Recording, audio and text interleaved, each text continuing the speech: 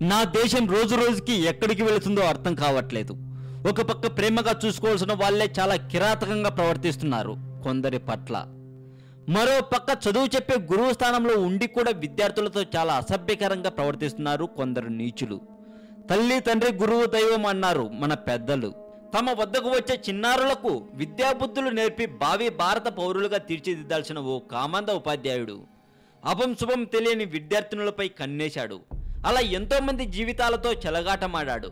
చివరకు అతని పాపం పండడంతో ఓ బాలిక గర్భం దాల్చింది. దీంతో ఆ ఉపాధ్యాయుడి నిర్వాకం వెలుగులోకి వచ్చింది. ఈ వివరాలను పరిశీలిస్తే ముంబై నెరూరులో ఓ స్కూల్ ఉంది.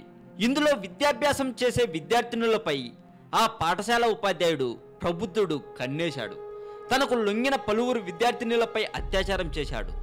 2016లో స్కూల్లో 7వ తరగతి చదువుతున్న 13 ఏళ్ల బాలిక గర్భం దాల్చింది. అప్పటికే ఆమె 4 నెలల గర్భంతో ఉన్నట్లు గుర్తించారు. స్కూల్ ఉపాధ్యాయుడు ఏప్రిల్ ఆగస్టు మధ్యలో పలుమార్లు ఆమెపై అత్యాచారానికి పాల్పడ్డాడు. ఈ విషయం తెలియడంతో విద్యార్థుల తల్లిదండ్రులు స్కూల్ను ముట్టడించి ఉపాధ్యాయుడిపై చర్యలకు డిమాండ్ చేశారు. ఇప్పుడు ఆ స్కూల్ ప్రిన్సిపాల్ బాధిత బాలికల తల్లిదండ్రులకు 50 లక్షలు ఎరగా వేసి కేసును పక్కతో పట్టించాలని చూస్తున్నట్లుగా సమాచారం. అంతేకాదు తనకు పెద్ద పెద్ద వారితో సంబంధాలున్నాయని బెదిరింపులకు కూడా దిగుతున్నట్లు సమాచారం. ఈ ఘటనపై central board of secondary education అప్పటి స్కూల్ ప్రిన్సిపాల్కు నోటీసులు జారీ చేసింది.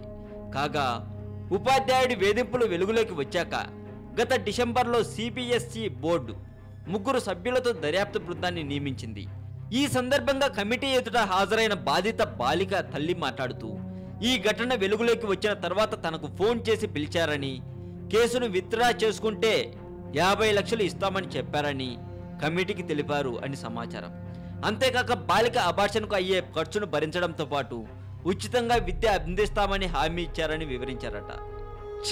ఇలాంటి వాళ్ళు ఉన్నంత వరకు మన దేశం మారదు. ఈ వీడియో కింద మీ కామెంట్ని పోస్ట్ పెట్టొచ్చు. అలాగే ఈ సమాచారం అందరికీ తెలిసేలా చేయాలనుకుంటే ఈ వీడియోని మీరు షేర్ చేయండి. మరింత ఇలాంటి సమాచారం ఫ్లాష్ న్యూస్ కోసం సబ్స్క్రైబ్ చేయండి తెలుగు మోజో కథలు ఛానల్.